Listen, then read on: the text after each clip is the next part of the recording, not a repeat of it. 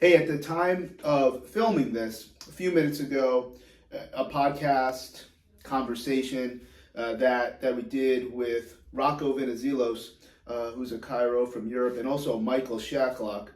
Certainly a lot of folks are familiar with him and his neurodynamics program, which is very, very interesting because there's really nothing out there that has the type of approach of treating a neural component, not necessarily a neurological limitation or issue, but treating the nerve and its components similarly as you would treat a myofascial component, except nerves and muscles and nerves and fascia don't exactly respond to the same types of stressors. So I do that just to plug those two. And there were some really fun things that we talked about, again, because it's a little bit different than what I would typically talk about. And it's also very exciting to just talk about some of these things that live in therapy and rehab.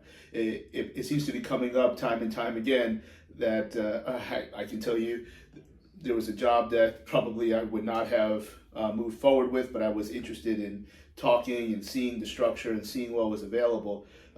We want someone that's more rehab. Well, I'm sure they're just looking at maybe how I'm projecting on social media. I don't know, but whatever it is, to talk about those rehab pieces, some very interesting topics that I'm going to kind of draw back to after we talk about something else. I'm working on a project with some grad students out in California, and we are using medical diagnoses that someone else is choosing, and we're looking at the research and seeing what is best practice in terms of strength training, whether it is concurrent with the diagnosis, whether the orthopedic piece has healed, etc.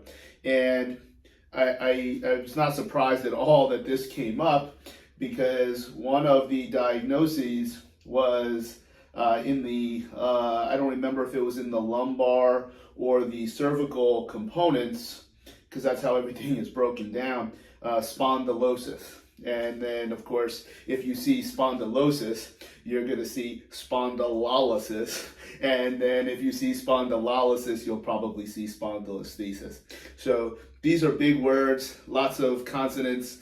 I think anytime we take a very, very narrow anatomical approach, there's a lot of things that can become confounding factors. But they didn't even know what these words were. These are more exercise physiology, fitness, but they were certainly well trained and schooled into how to research these types of things. So let's create some definitions. We're not going to create them. We're not going to make them up, but we're going to put them together. Those three words all mean something different, but we'll tie them together, and then maybe that podcast with Rocco and Michael Shacklock will have a little bit deeper meaning in terms of how to link pain, how to link what has now also probably become very frustrating to some, biopsychosocial. It's been frustrating since day one for me, but I think people that really champion that model, it's been around long enough, it's probably been bastardized in terms of where the messages should be prioritized.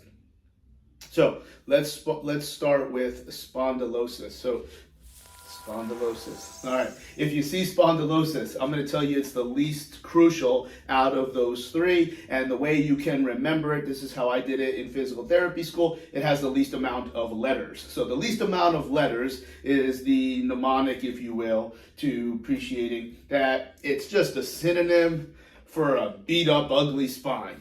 It could probably be a synonym of degenerative disc disease. It could be degenerative joint disease. It could be arthritis. Spondylosis just means those types of things as it relates to the spine.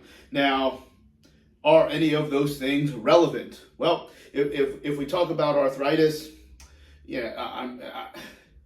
is the entire joint ravaged? Where are we at in terms of regenerating cartilage in the spine? Well, look, I'm not clear on exactly where other people are on the research.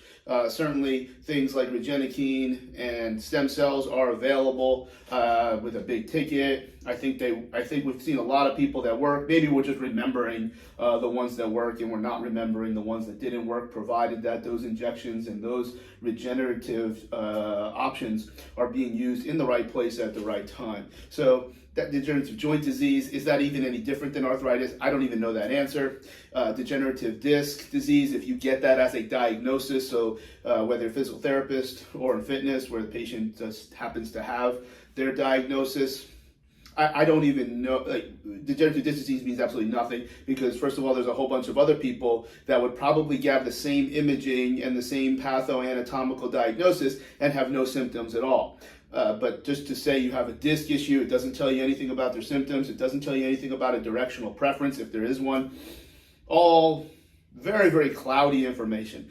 Basically, if you see spondylosis, it just means that person has likely complained of back pain, probably non-specific back pain, and it can mean a whole lot of things, where many dozens, if not more, treatment methodologies can remediate those symptoms, including just intelligent training. And if it hurts, don't do it. Spondylosis, not a big deal.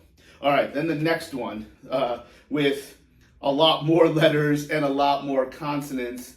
You take spondylosis and you add another LO, so you have spondylolysis.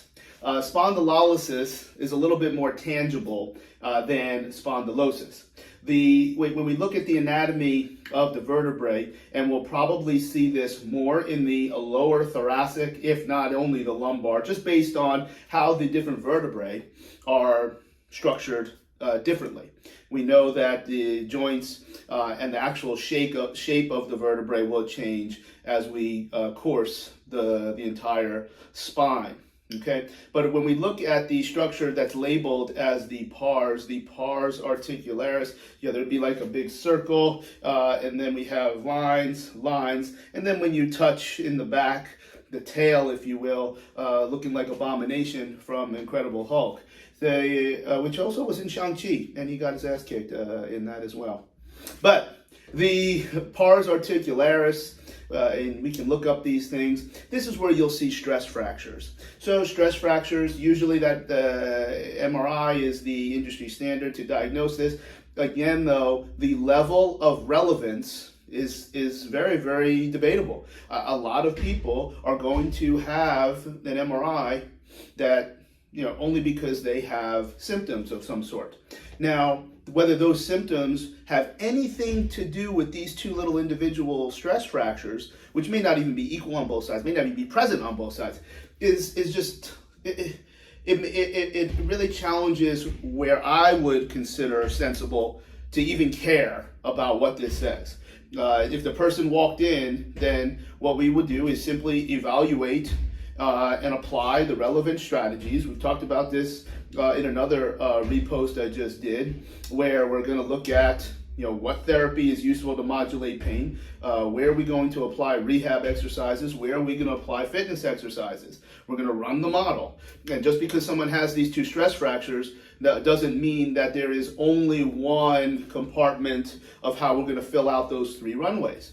It just doesn't make sense. And in fact, a lot of people are going to have these stress fractures and not even know it because they have no symptoms. They're jumping over buildings and punching people in the face, but they have stress fractures. Now, it is probably, at least according to my experience, and remember that job from before, I think I'm not that rehab, of 23 years of being a physical therapist, it is usually related to a overload of extension in the lumbar spine. And we see that as a theme across many different commercial models because it's correct. That heavy arch, whether it is voluntary like we see in certain types of strength sports, or if it's just the preferred motoric strategy, overloading the lumbar spine can lead to a spondylolysis, which is just the stress fractures. Let's change what we think is the provoking component to the spondylolysis, and you train the holy hell out of them. It is not a part of what the message here is, we are not going to take a directly pathoanatomical approach. Well, if someone has this, they're always going to do this. There are going to be times where that appears to happen, but that's just based on statistics. I don't think we should ever fall into any trap of one thing always being the complete generator of all symptoms, which of course would include pain. So how do you remember stress fracture, spondylolysis, the one that has a whole bunch of letters and maybe isn't the easiest to say? That's the one that has the stress fracture. So you can say spondylolysis, it looks just like the previous one, stress fracture. And then the last one we're going to say is the worst. So it's the weirdest looking, it's got more consonants, and that one is called spondylolisthesis. Spondylolisthesis is probably harder to say, so it's probably a more aggressive form of spondylolysis, where now those stress fractures have now cracked, and there is definite daylight in between the ventral and dorsal components to that spinal segment. So typically it is associated with droppage. Slippage is another term that you'll see people talk about.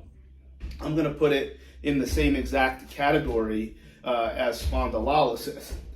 That person may have significant symptoms. Their approach to physical activity may be much more governed because, if there's slippage, it's probably potentially there might be somebody that doesn't have as much symptoms as somebody that just has the stress fractures. There's more business that has been done at that joint, and that may remediate the training model. That being said, to immobilize it and without any interest in understanding how it happened in the first place, there's a wealth of training that can happen for the most painful of spines. Spines don't always hurt when you're on your back, and you have all sorts of upper body training, perhaps training locally at the ankle if you can't move the hips without dissociating from the lumbar spine or symptoms. So things like clamshells. We had a young athlete. Again, these are completely underpowered individuals that typically will see this. We're going to see this in our soccer moms that are doing yoga, Pilates stuff. Of course, there's others, and there's nothing wrong with yoga and Pilates. There's many styles, etc. But when you see people that gravitate to those types of models, they're typically very, very weak and underpowered. You're going to see the same thing in the overuse syndromes of young athletes. Again, in the city, we're going to see a lot of those white-collar sports, particularly tennis, etc., where if lumbar extension is associated with generating stabilization, you're going to run into an issue. So that being said, it doesn't put you into a place where only one thing matters and where only one thing has this typical course of do this, do this, do this, do this. Using a pathoanatomical approach cannot be where you're shoved into the corner. It cannot be where you're moving towards in what it is that your training or treatment process will do. We can discuss immobilization. That young man was put into a clamshell for 6 weeks, which I'm shocked in 2021 at that time is people are still doing this.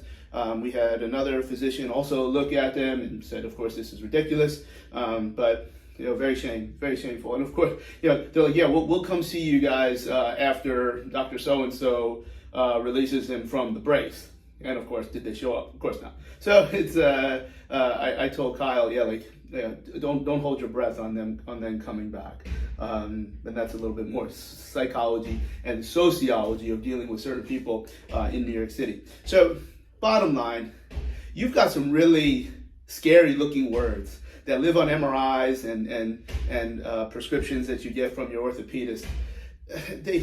They may even be factual. Spondylosis is just it's glom. It's like a paintball of a word, and it just splatters. It can mean a number of different things. Spondylolysis and spondylolisthesis, they have a little bit more meaning. They're tangible. They're facts. The MRI was crystal clear. Whatever image was crystal clear. Facts don't always have to be relevant, and these facts don't have to be the only guiding marker to your training or treatment approach. A lot of people have spondylolisthesis, and you have 5 different approaches, all of which can be useful, all of which can be valid in terms of remediating symptoms and improving relevant physical characteristics.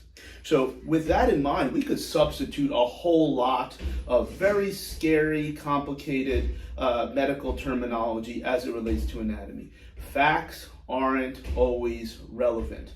I think if you go back to that podcast, and we wound up probably not going as long as we thought we were going to go, but I think if you get about maybe 15 minutes in, we get off of the first topic, which was very social related, and then get into Michael comes on and just the nature of the discussion, where everything matters, everything is connected, lots of places can get you there. Now, I do think that getting to that endpoint faster does make you better than someone else, even if you get to the same finish line.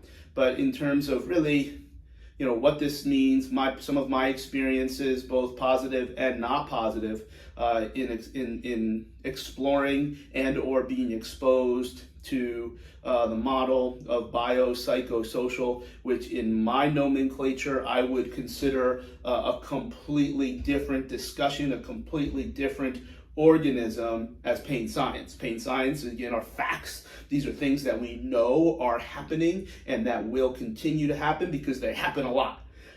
The biopsychosocial model is not exactly the same as pain science, even though they're probably in the same section in the arena. We talk quite a bit about that, but when you listen, understand, you could have a lot of scary words, and nobody. Of course, it also goes into, well, the doctor said this, or if you're a trainer, the physical therapist said this. Everybody should be working together. I don't have any comment on how this mom handled this young man. Well, because the doctor said this, when another doctor said, first of all, they only went to 2. That was 1-to-1. Why you picked one and not the other doesn't make any sense. If you are going to get second opinion, make sure you get 2. And then you could have a shutout, or at least it's a 2-to-1 victory pushing you in one direction. Anyway, don't be scared of these words. It hurts here. Well, what do you think that's my QL? I'm like, I don't know. It just hurts here. There's a message and a methodology of communicating that takes you away from anatomy and just creates perhaps a more binary form of communication.